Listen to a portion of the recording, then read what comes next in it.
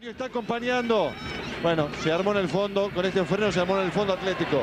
Por eso la recupera Neri, que la viene tocando para Costa. El Pulga de primera, muy alta para Menéndez, que la protege. Se viene Menéndez, gol. ¡Gol!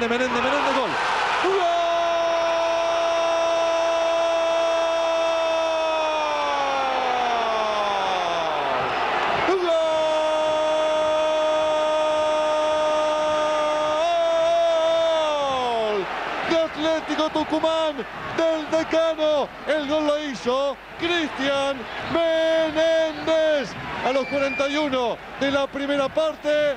Atlético Tucumán le gana a Unión por 1-0. El gol de Cristian Menéndez, señores.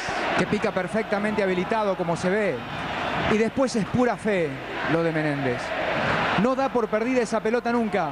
Primero intenta cuerpear, no consigue con la cabeza rechazar.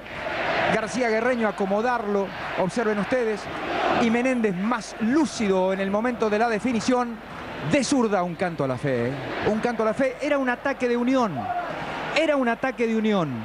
que termina perdiendo en el medio, y después la sucesión, Leyes, el Pulga, Menéndez. Gana el Decano, jugaba mejor Unión, gana el Decano, esto es fútbol. La pelota para el habilitado Rodríguez, va el Pulga para Neri. Nereo que saca, le queda a Méndez, el rebote, gol.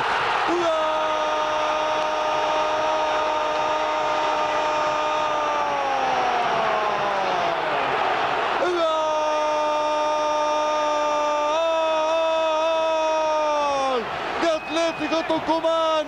La toca, sí, la toca Menéndez para el segundo del Decano, que quiere el puntaje ideal, que tiene 9 de 9 con este resultado. El Decano que la quiere luchar, que se quiere quedar en primera, pero también, por supuesto, la quiere pelear arriba.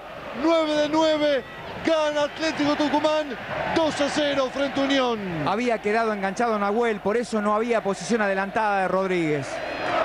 No lo hizo con la cabeza Menéndez, lo hizo con el corazón el gringo. Lo hizo con el corazón fundido, tuvo el instinto extraordinario.